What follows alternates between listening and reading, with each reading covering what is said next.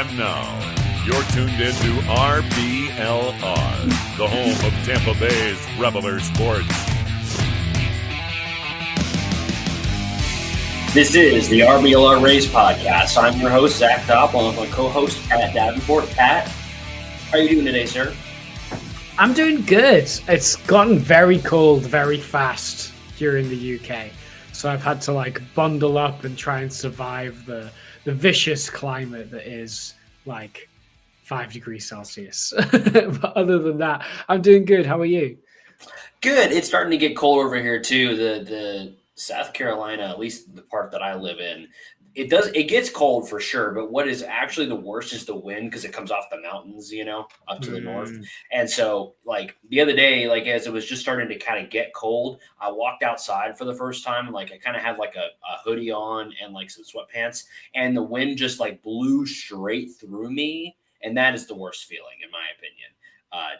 When the wind is just that bad. So, but it heralds the season of speculation of the additions to our favorite baseball team. And so it comes with what it comes with. And hopefully it comes with all of you enjoying the show that we're going to do for you guys today. It's a jam-packed show, to be honest with you, because we're going to go over all the outfield from this last season, player reviewing the guys that contributed to this outfield. And we're going to be honest, a lot of it wasn't necessarily what we were looking for. We're going to talk about that. And then, of course, we're going to get right then into what could 2026 Rays outfield look like? Who could be a part of that 2026 Rays outfield, outside and inside the organization? So if you've got thoughts on that, and I know all of you do because I'm on Twitter and I see all of you, you've got thoughts on the Rays outfield, so share them with us. If you hop over to YouTube, drop a comment, let us know what you think.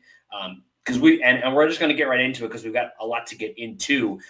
The Rays 2025 outfield conversation, to me, begins with Christopher Morel. And because before this season, we said it on this show, people said it on social media, the way that this Rays outfield will be remembered is going to be largely in part of if somebody can step up and break out in left field. And we all pointed to Christopher Morel as the guy who we thought we could do that. Yeah. And he didn't. Super didn't. He ended the season with a 90 WRC plus, which is below league. He was a below league average hitter. And he also had a negative 0.1 FWAR. So he was a below average hitter. And if you want to use my personal favorite, don't get me wrong, I think defensive metrics are super yucky, right? It's impossible to figure out what's good and what's not with defensive metrics. But whatever you want to go by, Christopher Morel had a 0 fielding run value on Fangraphs, which means he provided no additional good stuff. And he, in terms of fielding and outs above average, not much better. He was always going to be a below average fielder, but he didn't back that up with good enough hitting either, which was the kind of the main kicker in this whole thing. So it was an underperformance. There were moments where he looked like he might put something together, but he never was able to sustain it, and he never really got into a consistent pattern of playing either. I don't think he ever managed to win Kevin Cash's trust either. Yeah, and I think when we've talked about this multiple times, and I even wrote a small article on it for the Roundtable, shout out the Roundtable, earlier in the season, talking about how Christopher Morel just was not getting consistent run. And we all know, and we hear the players say this all the time, and we just can see with the eye test. Players struggle when they don't get consistent run to have consistent performance. All right, there's just very few players, and it's usually only experienced veterans that can have an impact when they don't get a lot of run. Players need to get into that groove. They need to feel comfortable to be able to produce those sort of consistent results. And the fact is, Morel didn't get it. Now, again, is it a chicken or the egg scenario? Did he not perform because he wasn't getting run? Or did he not get run because he wasn't performing? And that, unfortunately, I don't know if there's really any super easy way to determine that. I've looked through a lot of his kind of stats through times when he got more run, times when he was just kind of getting inserted here and there, there's not a huge difference. They're all right about the same, which is okay. And he would have individual in-game performances that were excellent. He hit 11 home runs, which is by far the most in the outfield. He led them in ISO as well at a 176 ISO, which sounds like okay until you realize that results from a below 300 on base percentage, which is bad. And so it ends with a less than 400 slugging, and that's just not going to do it when you need to be out there. Obviously slugging is a huge part of what he brings, but getting on base less than a third of the time is just not going to work for a starting outfielder. And so when he doesn't go ahead and make that jump that we were hoping he would make, it kind of starts the chain reaction that we'll get into as we discuss the rest of the outfielders, where there's just, if he's not providing your power and he's not being that consistent thump in the outfield, then where's it going to come from? And I think that was the big question that we never got a good answer to. Yeah, I mean, striking out 35% of the time is going to also contribute to that, because do you know what's worse than you can't hit the ball very far when you don't hit it at all, right? Yeah. So when you're striking out at such a high clip, 35% is a massive mark, by the way. It's going to be a struggle to be a league average hitter anyway. Yeah. One of the biggest things about this Rays outfield is it's completely devoid of power, right? Because like Mangum, Simpson, and DeLuca are not power guys at all. And then Morel and Pereira can hit it harder, but don't hit the ball enough. So, and then JLowe, who also could have been a source of thump for this team, right? Like, is shown 2020 kind of potential.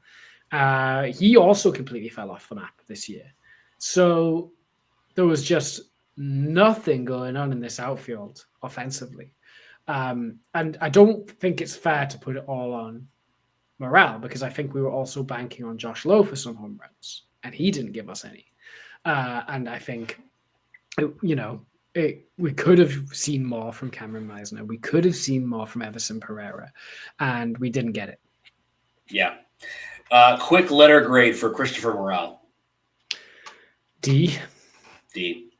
Like, it wasn't an abomination. Like, he wasn't so, because I genuinely think there was a world where he could have been DFA'd. Like, he was so bad at the DFA. But he was bad, but not bad enough where you were like, get this man off my roster immediately. Yeah. Which there were some guys who played outfield for this team where you could have said that. But the problem with Morel is I don't think he was done any favors by how he came into the team when he was the main piece in the Isaac Paredes trade. We gave up an all-star third baseman, and he was the main piece in the return. The expectation was for him to be good, right? And the same trade deadline that we moved Randy Arozarena. So it was, I think, to everybody, it was pretty clear the move was Isaac, Randy out, Junior, Christopher in. Mm-hmm. And half of that has gone excellently. I think by almost every metric, Junior Caminero was better than Isaac Paredes last season. Randy had I don't want to say renaissance, but he had a just as good, if not a little bit better, than his seasons with the Rays season with the Mariners.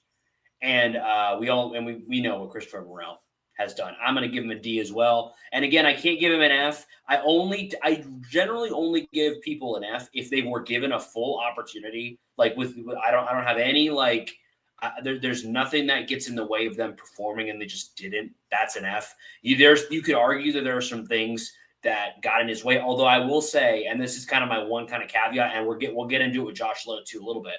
He did play in 105 games. He did have over 300 plate appearances. So while it is true that he wasn't getting consistent run, the dude did get out there. He did get opportunities. And so I think that's what's really eerie. If he only played like 60 games or something, then I think it would be way easier to maybe even give him like a C- or something.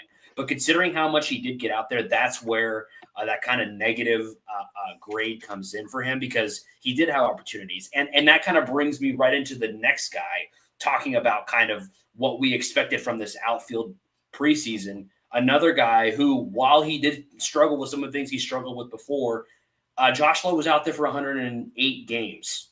He got 435 plate appearances.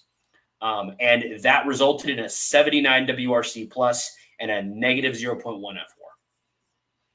Yeah, really bad. Really bad from Josh Lowe. I kind of wish he didn't get out there for 108 games. He started the season injured, which we will kind of put an asterisk on his season. Yeah. He did start the season injured, but I also think he gets injured every season. That's who Josh Lowe is. That's who Josh Lowe is. He's a guy that will get injured. And either you can get injured, we'll forgive you for getting injured all the time if when you're on the field you perform. But often, as soon as he does get injured, that derails a whole season. Even if he's on the IL for 15 days, 30 days, if he's on the IL, it derails the season. The only time he can put up a good season was the one time he was healthy from start to finish. Other than that, nothing. And I think we've got to have an uncomfortable conversation about Josh Lowe. Yeah, and I think the most uncomfortable thought that I had as I was prepping for this episode is Josh Lowe kind of has become who Rays fans and media in general have said Brandon Lowe was, where he just gets hurt all the time and he's not very good when he's there.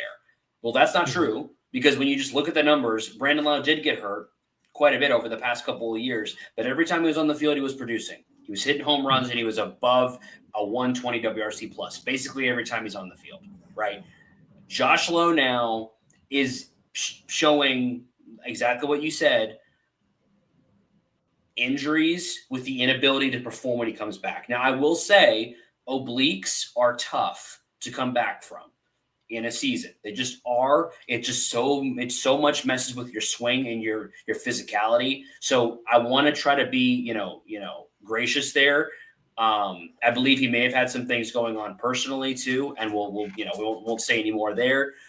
So there, some things may have, so I'm trying to say we want to give him some grace here, but the reality is it's been 3 seasons where we saw the greatness that he could be, and then now it's been 2 seasons since then, and we've just not seen anything close to what we saw back in 2023. And so we are now left with a scenario where we don't have a defined right fielder because of his injuries. We don't have a defined left fielder because of the underperformance of Morale and some of the other guys we're going to talk about.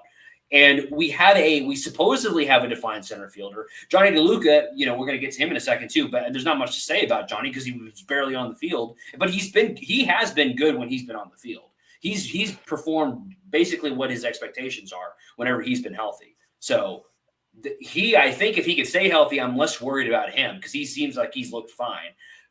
But we are now left with, we don't have answers at the corners. And that's a bad place to be in for a team that's supposedly trying to contend for a division and for a playoff spot every year.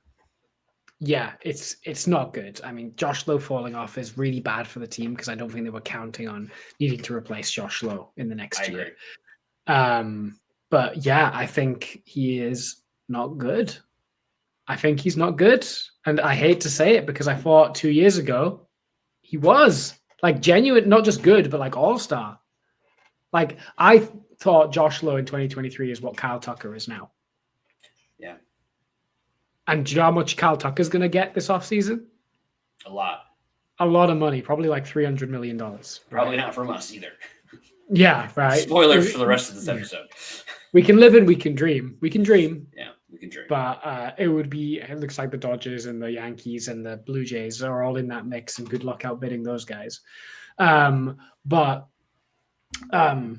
Yeah. So Josh Lowe, instead of being Kyle Tucker, is instead like Pat Burrell, right? Like, or someone like that. It's just not worked.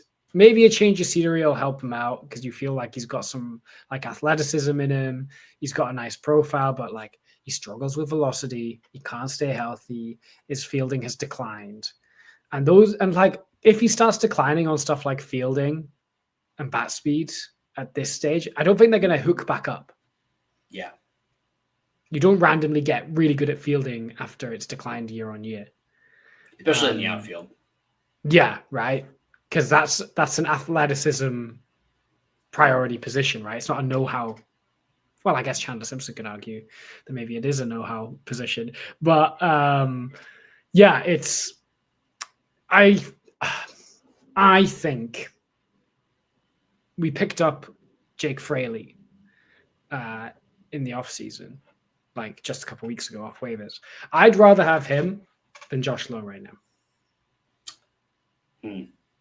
I'm not quite there yet. And the reason that I'm not is because it's really hard for me to get 2023 out of my mind. And I'm the kind of person where I think if he can find a way to stay healthy throughout the offseason, that's a big qualifier. If he can go into the season healthy, he deserves to start in right field. And let's see and give him a month and just say, right field is yours until further notice. And if we get the same level of production that we have been getting from him, then I think that's the point where I'm like, all right, like we've given this guy 3 years at that point, 3.5 years to try to figure it out. And it hasn't happened. And so that's where I would cut bait and maybe, either try to trade him or I don't know. But I'm still viewing him, for better or for worse, as a starting right fielder as we enter 2026. But that is, again, some of it is sunk cost fallacy. And some of it is if he's not starting out there, like you said, Jake Fraley, like I'm not happy with any of the other options. Unless you're going to tell me you're going to start Chandler out there, which maybe I could get behind that. I think that's the least of all evils. Is if you tell me that's probably not a bad place for Chandler to go, if he's still learning defense in the outfield, like that's not the worst solution I've ever heard, but it's still not a good one. Yeah, I mean, I'm going to tell you now, Jake Fraley's had a higher WRC plus than Josh Lowe in 3 of the past 4 years. I know. The thing about Jake Fraley is he is a league average hitter. Yeah. And nothing more, nothing less. Like the past 2 years, he's had like a 95 to 98 WRC plus. At his high was a couple of years ago in like 2023, 2022. He was like a 115 WRC plus guy. So he's a league average hitter, right? Give or take. Josh Lowe has a way higher ceiling than Jake Fraley. Right. But Josh Lowe's floor is way lower. Yeah. So it's whether or not you want to play it safe. It's whether or not you want to roll the dice with Josh Lowe again. Is the question. Yeah, and I would say at least, and I mean, for me, at least for now, I'm willing to roll those dice for at least the first month of the season. And at that point, for me, I would be pivoting to Chandler Simpson in that spot and say giving him a daily starting spot and trying to let him get comfortable there, because I think that the value that Simpson can bring is more than the value that Jake Fraley can bring, just because of what he is on the base paths and the weapon that he is. And if he can make any sort of adjustment where he takes a few more walks and swings at a fewer bad pitches, then he becomes a serious business weapon. He already is, to be honest. He already is a serious weapon. So if he can just find a way to be a little bit more selective, then he becomes, an all-star type player. But that's a big if, because I think the swing in his game is kind of a feature, less of a bug. So, but we'll get to Chandler. Before we move on to the rest of it. Oh, go ahead. I was going to say, it depends what your ambitions are as well for the 2026 season, right? That's true. If you want to make the playoffs, we're more likely to make the playoffs with a good Josh Lowe than a good Jake Fraley. Oh, 100%. But we are also more likely to finish bottom of the division with Josh Lowe than Jake Fraley as well. Because when Josh Lowe's bad, it's bad, right? Yes. So if you want to make the playoffs, which I think is the ultimate ambition, do you think the 2026 Rays are a genuine playoff team, or is this going to be a transitional year? The fact that they still have Yandy and Bilal on the team at this point and leads me to believe that it is a playoff team. And again, if we assume that Shane is back and healthy, McClanahan is back and healthy, and Drew stays healthy, we've got some decent top-end rotation arms. The bullpen is not an issue. And like I said, the infield is electric. So I think that should be enough to get to the playoffs. I think. Like if you're telling me you have 3 top-ish of the rotation starters in Shane McClanahan, Ryan Pepio, and Drew Rasmussen, and Drew got down valid Cy Young votes, so shout out to him. By the way, yeah.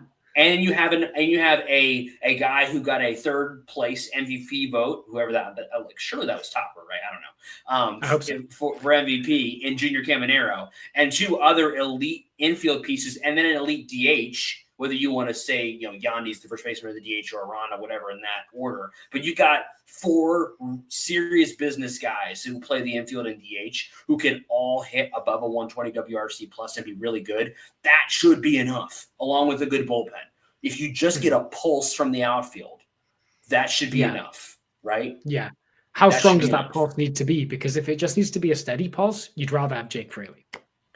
Yeah. So, I hear what you're saying. I hear what you're saying. Yeah.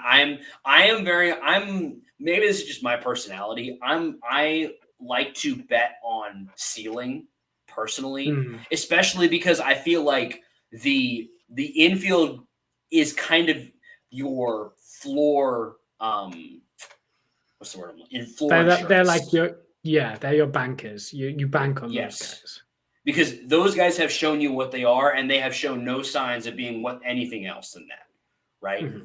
That's what they are, and we have no reason to believe that. Even though you've seen some regression from Brandon, and in the sense that his his power numbers are roughly the same, but he's not doing as well defensively, and he's not maybe doing as well overall as a hitter as he maybe has, and that's striking out a little bit more, walking a little bit less, all that sort of stuff.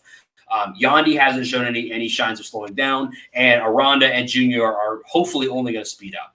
So then, to me, I feel like, again, if you get to the postseason, your odds of – so let me kind of flip the question back on you. Which do you think gives you a better chance of winning a World Series, Jake Fraley or Josh Lowe?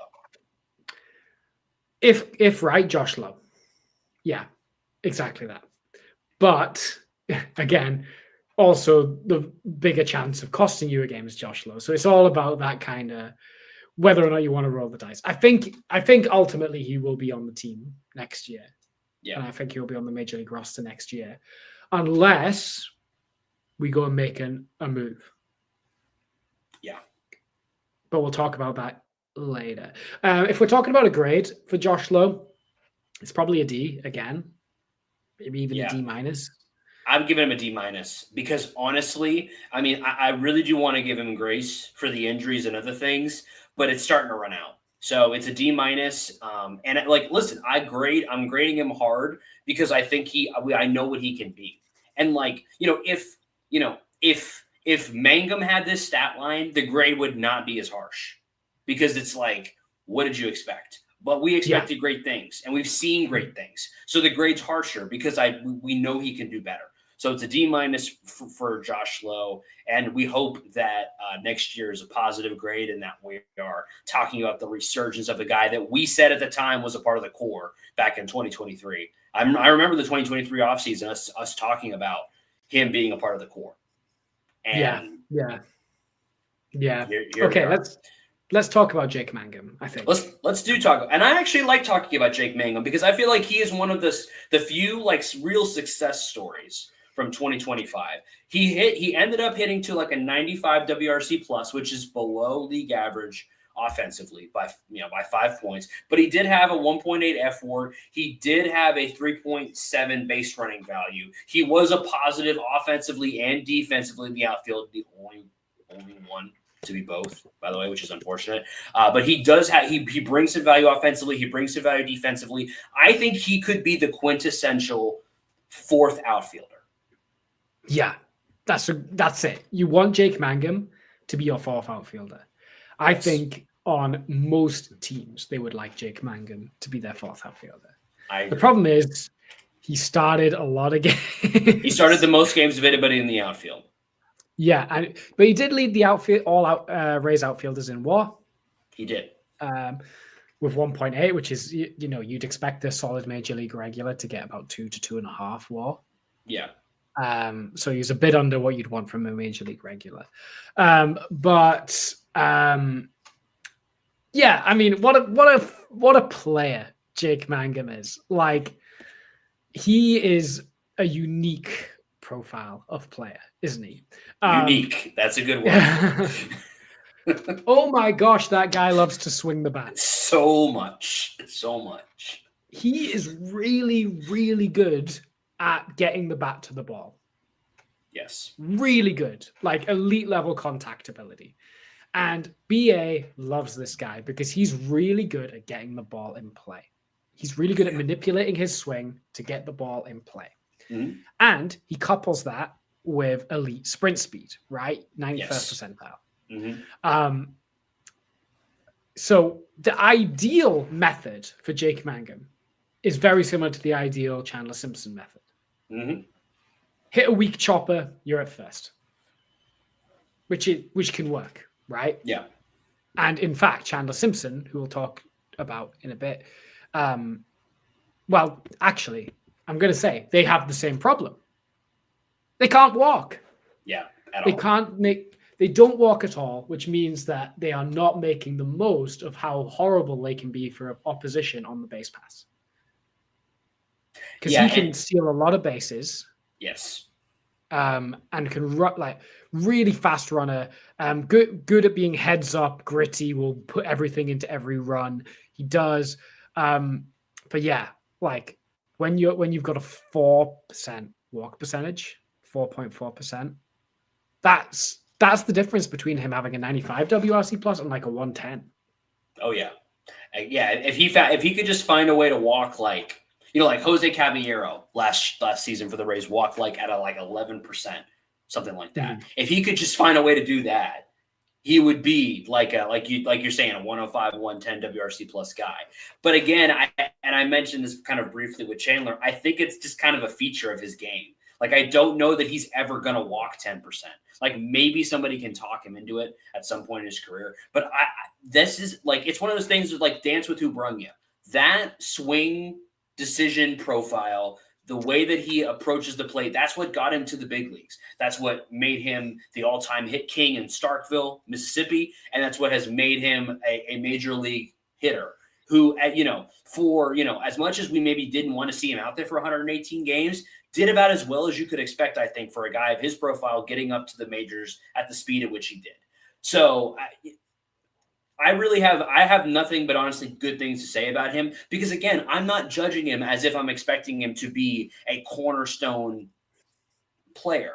I am judging him because he's not quite good enough defensively to be the center fielder, and he's not quite good enough. He's not quite good enough offensively to be a cornerstone, corner outfielder. But I think he is like an incredibly valuable player to be the fourth outfielder, a guy who can come in and play league average, maybe even a little bit better, in relief of somebody who's injured. He's an incredibly valuable player that I 100% want to see on this roster going into 2026. And I think he's somebody that just, as much as he's never going to hit 20 bombs, he's probably never going to hit 10 home runs in a season.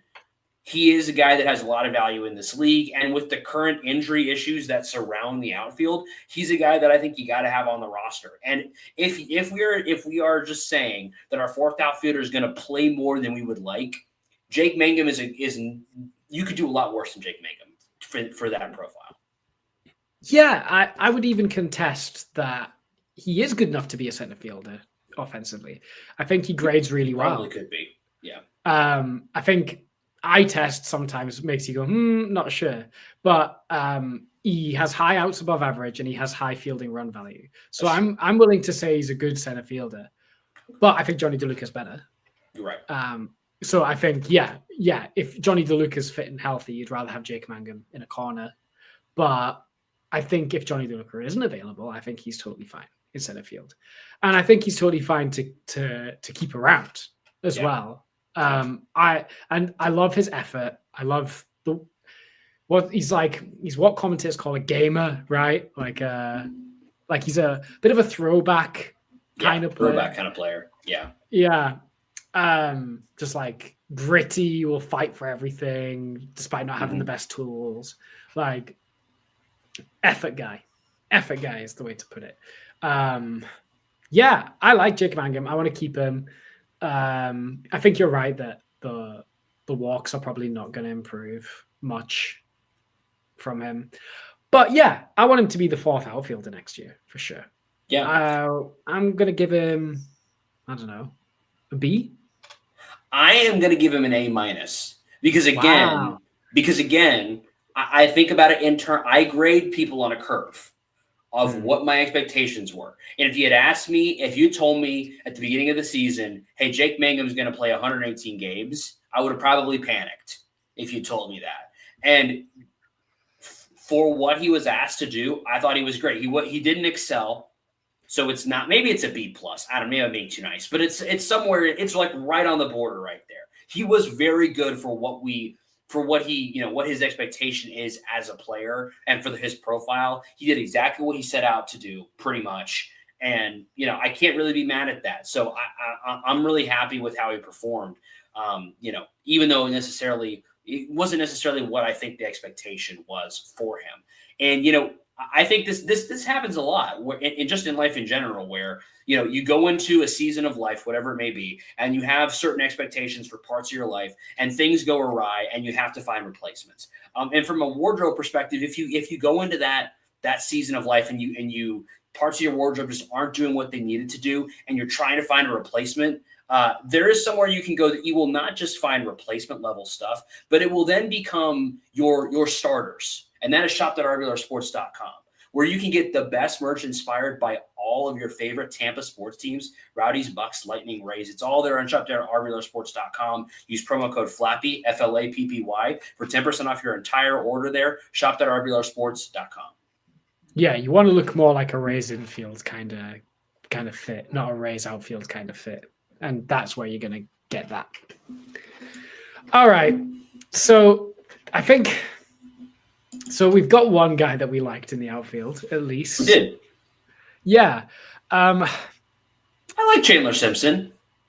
He's an imperfect player, and I think that's, again, very similar to Mangum. And that's kind of what he is. Now, I do think he could get better defensively, and that will help his profile overall as far as like his WAR numbers in general and his value as a player. I think he can get better because obviously dude's fast. So he just needs, I think, some more time out there, shagging fly balls, finding a way to get just a little bit better on his routes, use that speed a little bit better. He'll find a way to get there. But obviously last season wasn't it. A guy with his speed profile you'd expect to play in center. With his current acumen, just doesn't make sense to put him out there, especially with Johnny DeLuca on the roster. And even last year, when the times that he was out there in center, he's just not taking the best routes. It's just not. It's not the place for him at this time. Yeah, because we got to remember he did come up through the lower levels of the minors, at least as a middle infielder, right? Yes, mainly as a second baseman. So this is still relatively new to him compared to most other outfielders. Mm-hmm. But I mean, like Jackson Merrill would like a word and would like to say that like he does not care if you come up with the middle. It's fair. But I think maybe that's unfair to compare him to Jackson Merrill. But yeah, Simpson's great. But he's like Jake Mangum if you like turned up the extremes even further, right? Yeah. So he's like even faster than Jake Mangum. I'd say his bat to ball maybe slightly worse than Jake Mangum, but not by much. But the speed kind of equals it out a little bit, right? Yeah, like where there are some hits that Jake Mangum puts in play that Chandler Simpson turns into base hits that maybe Mangum doesn't. Yeah, the thing about Simpson is he breaks, and I've said this a million times, but he breaks how baseball's supposed to work. A routine ground ball suddenly becomes like a 50% hit probability for him. Every ball he needs to hit cannot have a launch angle above like 15 degrees. Because that guy is never going to hit a traditional like leave the park home run. I still think he could float one over like the corner, maybe like once or twice, but it's very, very rare. And I 100% agree with you. He should be aiming for either a soft ground ball or a line drive. Like that is where he needs to live. And if he does that, because the other thing about the way that he breaks baseball, and I love the way that you said that, is because on those soft grounders, even if it is, should be one that even with Chandler Simpson's speed and an infielder can take care of and get the out, it is very easy to get. And we've seen this. Guys get nervous because they know they've got to get it together and get it over there really fast. And that puts pressure on you. And it maybe makes you get out of your rhythm where you feel like if a ball is hit at this speed, I can generally do this and get it there in time. Where now it's like, I don't know that I can. I've got to get up on the ball. I've got to maybe get a little bit closer than I want to and not play this hop the way that I'm comfortable with because I just feel like I got to get the ball faster and got to get it out faster. And that's a misplay. That's a bounce off the glove. And then we've seen so many times with Chandler, a single is basically a triple. And, and I think that, we said this many times with Kevin Kiermaier. If KK had just figured out how to get the ball and play a little bit more, he could be what Chandler is, where a single is a triple. But Chandler, it finds a way to make that happen almost as many times as possible. If he is leading off a game or leading off an inning and he gets on base, he will find a way to get to third by at least the next batter, if not even in the AB of the next batter after him. And so that is, to me, that's what makes him so valuable, is because he puts so much pressure on the defense. It almost like you can almost watch teams get tight when he comes into the batter's box because they get the feeling we've got to make a good play. And then if he gets on base, the pitcher gets tight because I got to watch this guy and not let it become a triple. And then the infielders are tight because they've got to make a play to make sure, whether it's a double play attempt or whether it's like a pickoff attempt or whatever. And everybody's tight. And then Chandler Simpson just feasts on that and gets to third base and scores. And that's where his value is. And so he's a guy that, you got to figure out a way to get him at bats. And I think that's going to be a challenge a little bit until he becomes a really elite defender, or at least an average defender. It's going to be a little bit tricky to get him run, but they found ways to do it last year. And part of that was because of the suboptimal performance and injuries of the outfield, which we don't really know if that's going to change. So it kind of leaves you, imagining that he'll get probably around the same amount of run this year as he got last year. Yeah. And the thing is with Chandler Simpson as well is like, these are things that you can realistically see him improving at. Yes. I don't think he is at a ceiling defensively. I think he can get better as a defender. He just needs the reps. And then also his walks as well. I think there is a chance where he will walk more as well. Like he walked 4.5%. In the big leagues this year. But then if you go like a year prior, he walked 8%, 8.7%. And if you go to his 2023, he walked 10% of the time. So like there is scope for him to have a higher walk percentage than he has now. And I think that will come from experience with big league pitching and realizing what he can and can't hit. He's still very young, still got a chance to learn. Meanwhile, Jake Mangum's quite old for a guy to be making his major league debut. Meanwhile, Chandler Simpson's kind of around the right age. So I think, and again, walking a little more, knowing what he's good at a little bit more, being a bit more selective, and then improving in defense could make him a more valuable player. What is something I've already discussed about Chandler Simpson is I don't even think WAR is the correct thing to measure him with. Yeah. Because, like you said, those intangibles don't show up on WAR. True. And like also his base running is so game breaking, but base running isn't particularly high value on the WAR kind of calculations. It doesn't factor in something that like that into the calculations. So WAR is a weird metric for Chandler Simpson, but you need to have him just because if you have a piece that can break the game, imagine we're in the 9th inning of a game and we're down a run Yandy Diaz walks, and Chandler Simpson's on your bench. Yeah. Like, okay, great. We don't have to worry about that anymore. We've now got a runner in scoring position. Yeah. So even if he's not a starting outfielder, the role he can play on this team is still unbelievably important. Yeah, and I mean, even think about that even more in the sense of a playoff game. I just talked about how tight he makes a team. If you're already tight because it's a playoff game, and then you inject that kind of speed onto the base paths, even more so. So I 100% agree. He's a guy that has to be on your roster. There's a reason why before, like at the trade deadline, back in the day, it used to be at the waiver deadline, this would happen. But every team that knows they're going to be in the playoffs picks up Terrence Gore. Yes. Right? Like there's a reason that happens. But we got a better version of Terrence Gore at home. Yeah. Right? Yeah. Or what was his name that we had? Johnny Smith, was it? Oh, I know who you're talking about. Johnny Davis. Something like that. Something like that. Yeah. Yeah, I know you're talking about.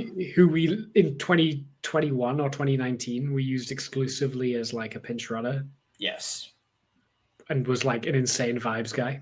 Yeah, Brett Phillips kind of the same way. I hope he's doing okay, wherever he is. Yeah. But yeah, what would you give Chandler Simpson as a grade? Because he did have a full rookie year in the end. Yeah, I would give him. I would say, I give him like a B plus. I think he falls into that same tier as Mangum, very similar. Where we didn't know that necessarily for sure that he was going to be a part of this team. We thought he might be, and when called into duty, he did basically exactly what we thought he was going to do. He stole a bunch of bases. He got on base enough to make those stolen bases matter and to have a real impact. And he struggled defensively. So he's not perfect. I would honestly, I think if Simpson could somehow find a way to play defense as well as Mangum, he becomes a like a core type player.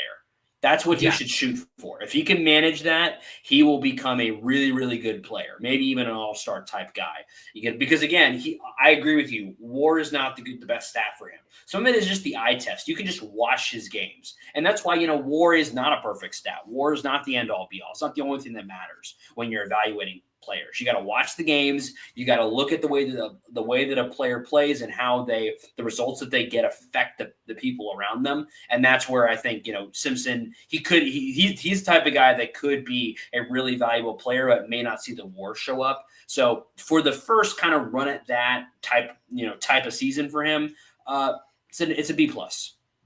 Okay, I'm not going to be that generous because I think he had some real flaws to his season. I'm going to give him a C plus. Okay. I think he was fine, but I don't think he helped the team as much as he could have. I think what we're talking more about is like we see the vision of what he will be, but he didn't quite do it to the extent he should have, or the extent that he could have this year. Yeah, I mean, I think being a top 5 base stealer, considering that he's a rookie and considering that he wasn't even expected to be up fully this year, that's what gets in that for me, because you're talking about someone who is the best at something, maybe the best at something in baseball. And so I give a lot of value to that. Like, he may be the best base runner and base stealer in baseball. And I feel like that's something that you like, that's going to get him probably a B until he stops being that for me, because I really value that, being the best at something. Yeah. Okay. I can't necessarily disagree with that. In the minors in 2024, he stole 104 bases, and in 2023, he stole 94. Can he, at some point in his major league career, I'm not saying next year necessarily, at some point in his major league career, can he steal 100 bases in one season? It's a good question. So this last season, he had a .326 on base percentage in 444 plate appearances.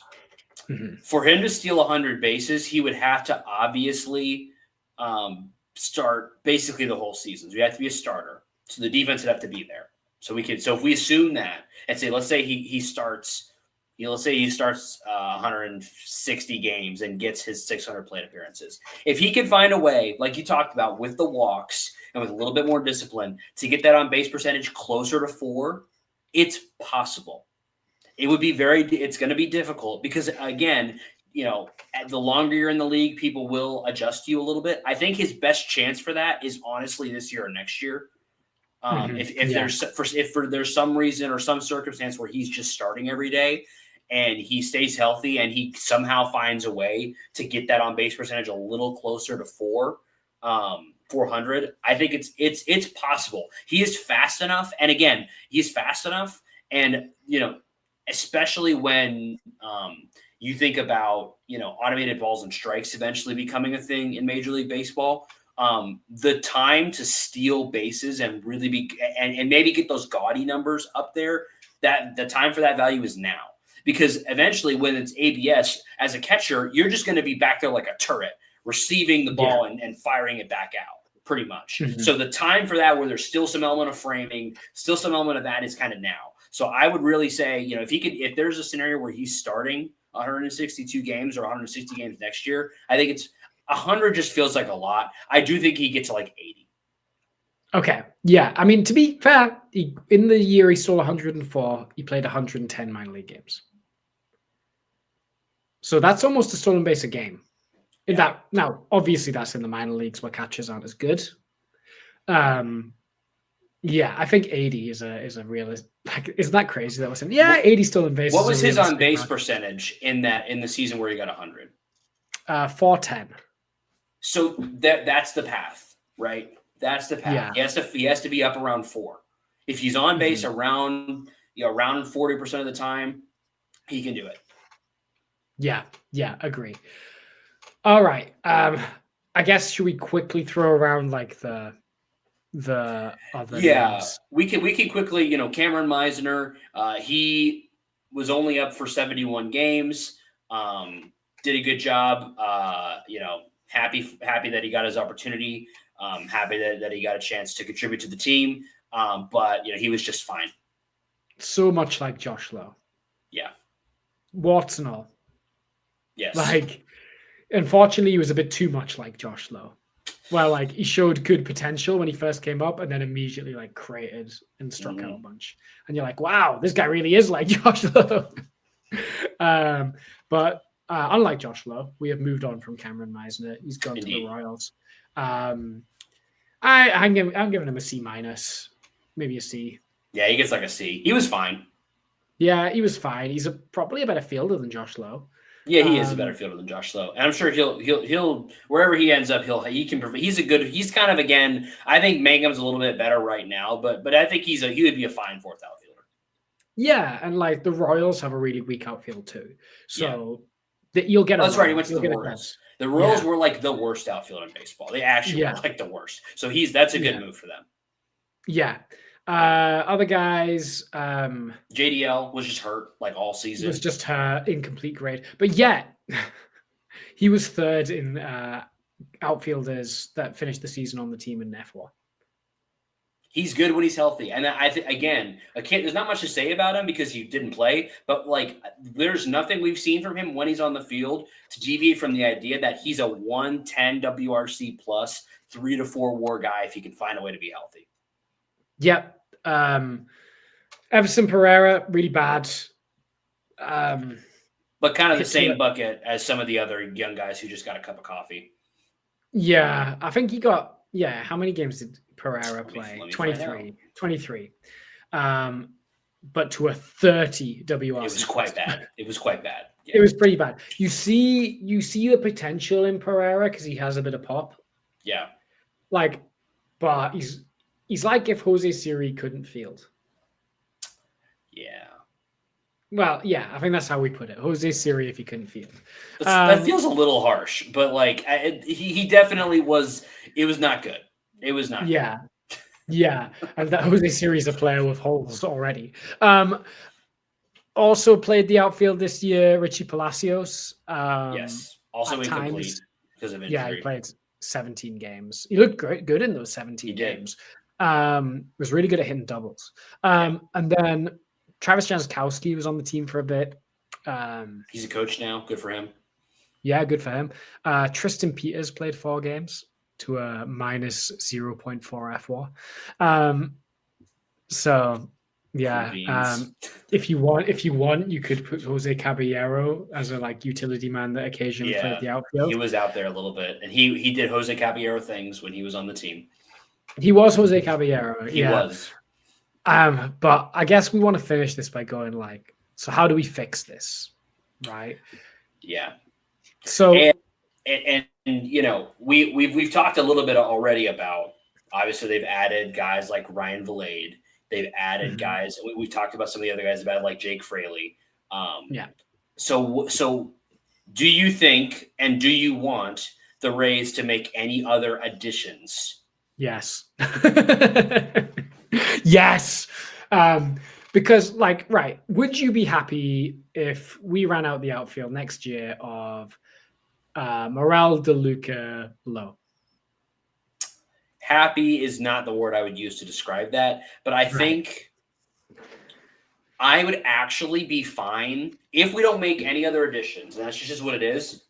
If that's what we do, I genuinely would like to see them actually do that if they're all healthy for a month. Like, you guys are getting a month. See if you can figure it out. Yeah. And then you've got room for a 4th outfielder. So that would be Simpson, which means Fraley and Vilade are in AAA. Right. And Mangum as well. So, right. The thing is, all of these guys, apart from DeLuca, are like, yeah, I guess type outfielders. Like, I've had a look at the outfield market for free agents, and I'm going to read out the kind of ones that I think the Rays could be in for, and give me a thumbs up, thumbs down, like thumb in the middle. All right. Let's just throw Kyle Tucker out there straight away. Like, obviously he'd be great to sign, but we're not going to sign him. Yeah. So let's chuck him out. If you look at second place in WAR amongst free agent outfielders, this is an interesting one. Cody Bellinger. I think Cody Bellinger would be such an interesting target for the Rays. He's good defensively. He's a good defender. I think he would benefit from playing more in the corners. Because he wouldn't have to play center. He's a good hitter. No real holes to his game. It's thumbs up for me. Yeah. Do you think that's a realistic target? So I think that if it's realistic in the sense that if we believed that the Rays are not going to sign Junior Caminero to an extension this offseason, which it doesn't look like they're going to, at least right now. There's been no smoke on it basically at all. And they've let Pete Fairbanks go. At this point, honestly, I think it's not outside the realm of possibility. Because it would be kind of this is it.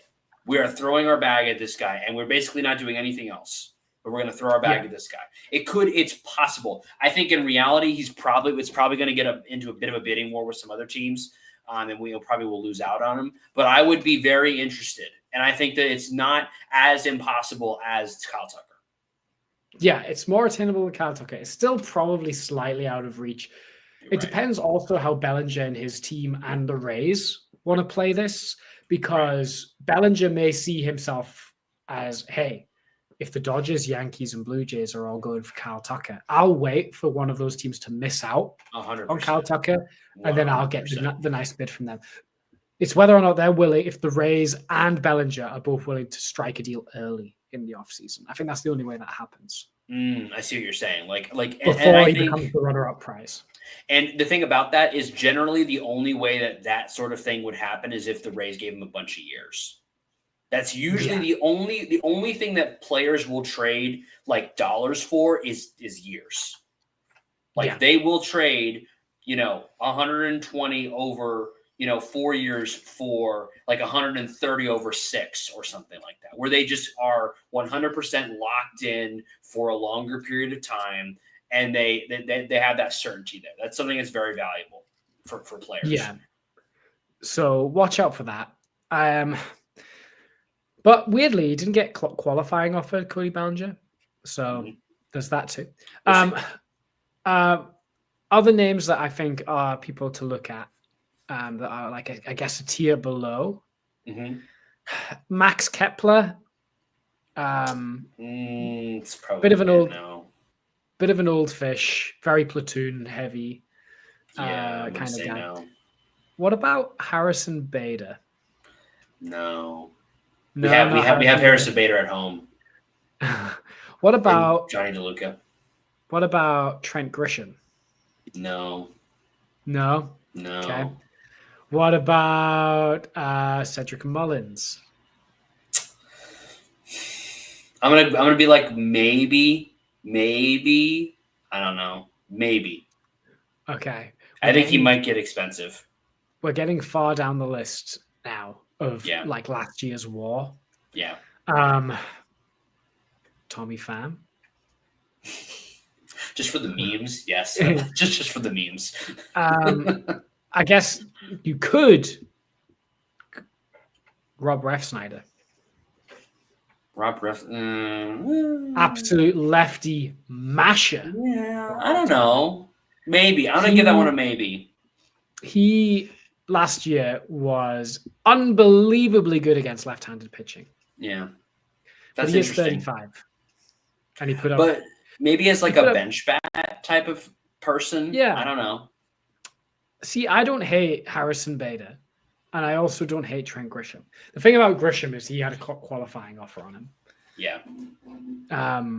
Bader for like a 2-year deal or a 1+1, like a 1+ club option deal, I don't hate.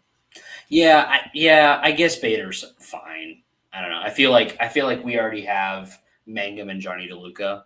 I don't feel like Bader's that much better than either of those guys. And if we're like talking about where I want the Rays to spend their money, like if you are not going to go get somebody, like let me just say this.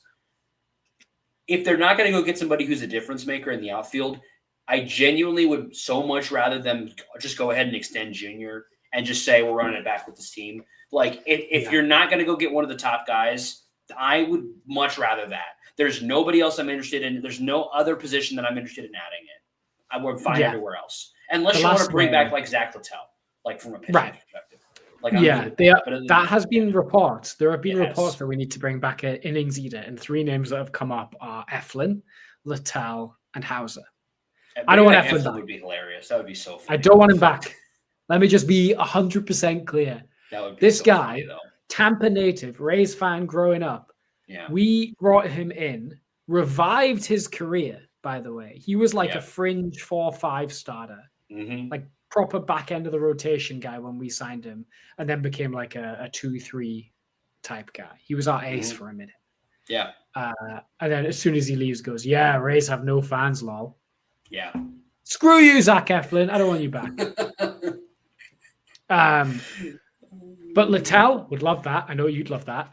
I love that. Big Zach Littell guy. Hauser, I'd be okay depending on the money involved. Yeah, that's fine. There's a few other innings eaters. The only other outfield name that I want to throw in the mix is Mike Yastrzemski. He's 4 old. wins last year. He's very old. It would need to be one. But on a 1-1, I would probably say yes to that. Actually, I like the experience that he brings. And does he have a World Series? Didn't he win one with the Giants? I think it was just before his time. Am I tripping? Yeah, he came up quite late. He debuted in 2019. Yeah, so he doesn't have a World Series. I don't know. Well, no, never mind. For some reason, I always imagine him as having had a World Series. But he's got experience. I like that. I would say yes to Mike Yastrzemski. He had 1 year where he had a 99 WRC plus. Other than that, every year he's been above average league hitter. Yeah. Not the greatest fielder ever, but like stick him in a corner, he'll be all right. Yeah. I would be interested in that. But then I guess maybe Jake Fraley's the same. Like he has more power than Jake Fraley. I think he's like he'll give you between 10 and 20 home runs. He got MVP votes back in 2020. He did. He did. Whatever it's worth. He hit to a 158 WRC plus in 2020, but that was, in 54 games. So, that's a guy, if you want to vet. I don't hate that one. I don't hate that one. Just to add a bit of oomph, But I think the takeaway, unfortunately, is there's just not a lot of really good options out there. No, apart from Tucker and Bellinger. Right. There's just not a lot of great options. And they're going to be hard to get. I think where that leaves us, and as you know, it leaves us kind of back where we have started a little bit, which is, hey, Christopher Morel, time for you to figure it out, buddy. Is 2023 Cubs Christopher Morel still in there somewhere? Yeah. I'm trying to have a think about trades. People. Trades. I looked around at trades a little bit. It's kind of the same. There's a couple of guys that Stephen Kwan, Luis Roberez. We feel like we talk about him every single year. Yeah, I can't do it no more. I can't. Well, you're a Brave, but I doubt you would trade within the division. Yeah, Newt Bar, Adolis Garcia. I mean, but again, I'm just trying to manage what you have to give up to get Garcia.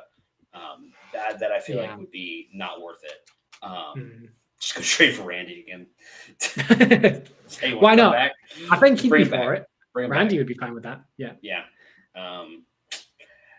For some reason, I was looking at trade candidates earlier. For some reason, it's listing Nick Castellanos as a trade possibility. I do not want him playing the field. No, and I don't know. That was less of a I want him and less of a is he on the trade market? I did not realize he was supposedly available. So that's interesting. Yeah, I wish Kyle Schwarber could field. Yeah, Kyle Schwarber would be really fun, and unfortunately, the DH spot is already taken. Yeah. So would you be willing to move on from Yandy to sign Kyle Schwarber? No. Even though as fun as Kyle Schwarber is, I think Yandy's better than him purely as a hitter. What? Okay, hold on. I'm gonna need to. I mean, obviously, Kyle Schwarber provides more pop. Yeah, but maybe I'm just cooked on that one. Maybe I am totally wrong. Okay, so last year, Kyle Schwarber as a DH put up 5 F4 and a 152 WRC plus, and Yandy put up 3 WAR and a 135 WRC plus. So maybe I'm just objectively incorrect about that. Listen, I love Yandy, and I think you're right. But Yandy... also, okay. Here's my counter to that. The 150 from him last year is way higher than any year since 2021. So is this year the year that Yandy had back in, I think, 2023? If you look at him over a 3-year aggregate, let me just see if I can do that really fast. Look, over a 3-year period. Over a 3-year is it closer? Period, I think it's pretty close. I'm gonna try to pull something up if you want to. Okay, while you're doing that, just a couple of other things that I should probably bring up before we go, in terms of these early off-season kind of deadlines. Yep. Rule 5 deadlines coming up. Yes. Not far away. I think the Rays have a few guys that they might want to get on the 40-man. Yeah. But not tons. The main ones are the catching prospects, Keegan. Yeah. Evan Reifert got claimed last year, but then fell back to the team. If they want to try and protect him, I don't think they will try and protect. If they didn't protect him last year, I don't think they're going to try and protect him this year. I think they'll try and protect Keegan because catch is thin and he could be a solution. I would agree with that. Other than that, there's not tons that I'm the Rays need to protect this guy. Yeah. Okay. All right. So over the past, this is actually really interesting. Over the past 3 seasons, this is baseball reference because I don't have an easy way to do this on Fangraphs. WAR, 10.1 for Yandy, 8.8 for Schwarber. Home runs, way in favor of Schwarber. Batting average, on base percentage, way in favor of Yandy. slugging way in favor of Schwarber. OPS 843 to an 866 in favor of Schwarber. OPS plus 136 to a 135 in favor of Yandy. They both have an all-star appearance, but obviously Yandy does have the batting title, and he did win a Silver Slugger, and Kyle Schwarber has not in that period. So it is actually really close between those two. With the obvious, because he would have won a Silver Slugger if Shohei Ohtani didn't exist. That's correct. It's tough. It's tough to be a DH right now. So it's quite close. I think you could make a really easy case for Schwarber just because of how many home runs he hits. But I think that, at the same time, Yanni is on base more, and their slugging is not that far off. If you actually the difference in their on base and slugging is about the same one way or the other for them. So they're actually very close as far as their. I guess the question is, who would you rather have over the next 2 years? Who would you rather have? Well, let me add. Well, so then I guess the question is, which skill set is more likely to decline faster? The power, right? Yeah. That's where I say Yandy. Yeah. Yeah. So I feel I retained my original opinion. I think Yandy's Fair enough. It's a shame we can't. Schwarber can't field is essentially what we're saying. It's a shame he still can't play catcher. If he could play outfield or catcher, I would want him in a heartbeat. Yeah. Marcelo Zuna is a free agent. If you care. I don't. No, I don't care either. No, we've had enough of that sort of thing on this team. We almost signed him in 2021. I know. I remember. Yeah. It's one of those almost that I'm okay. Yeah. Yeah. Oh, boy. We have we could have Excel spreadsheets worth of players that we almost signed. It'd be insane to look at the almost. We should do that sometime. I wish get a list of can we make the all almost signed team? Can we do that next week? Because I'm willing to put that together. The all almost signed team. Andrew McCutcheon is also a free agent this year. It's another one of those guys. There's a lot of guys that would be interesting, to bring on as a some veteran presence. I think Yastrzemski falls into that. And Randall Grichuk feels like that. Randall Grichuk, there's some guys that maybe, but none of those guys are changing the status quo of what is ailing the outfield, right? No. Unfortunately, I think where I'm left with, to kind of bring it all home a little bit. I think where I'm left with is the problem with the outfield is power. We didn't talk about it much during the episode because I think there's no need because it's been well documented. The Rays had the fewest home runs of any outfield in baseball last year, and they had no power. The only way that gets better in my estimation is if they sign somebody, which I don't think is likely, or if JLowe and Christopher Morel figure it out. So, and unfortunately, we're going to have no idea whether that's going to happen or not until at the earliest, maybe some indications during spring training if they're healthy and performing, or really when the season starts, which is kind of uncomfortable. And that's sort of the most uncomfortable part of this uncomfortable conversation about the Rays outfield is that there is no obvious and easy solution, and definitely not one that we're going to have a clear answer for when we get to the start of this next season. Yeah, it's a real shame. It's a real shame. So yeah. We've got a weakness, but it also doesn't feel like there's a way to improve, a realistic way to improve it, which kind of sucks. But maybe you out there who are watching, maybe you got an idea. Maybe you've cracked the secret code here that even the Rays haven't cracked, or you've got an idea that you want to throw out there to us about how you think the Rays outfield could be improved, whether it's internally. Maybe you got some great stats on Pereira that you want to show us. Maybe you're drinking the Vilade, and you really want to let us know what you think about that. Hop on over to YouTube. Drop us a comment there. If you've enjoyed the show today, first of all, thank you for enjoying the show. We do it for you guys, and we hope you do enjoy. And if you did, you could do us a massive favor and dropping us a subscribe on YouTube or a follow on the other socials. Helps us out a bunch. It's free. Doesn't cost you anything. Helps us so much, and it does help you to know when we go live, as we're going to continue to do all off season long. We hope to have news in the positive sense on the outfield eventually, where we're making some moves to bring guys in. But whether we do or not, we're going to be here talking about it every single week. Absolutely. Yeah, and so that's where we have to leave it, unfortunately, for this one. I wish I had a perfect solution for the outfield, but we don't. And so we're going to keep getting on here pontificating about it until a solution presents itself. And until then, raise up. Let's sign Miguel Andujar and trade him for Julio Rodriguez. Raise up!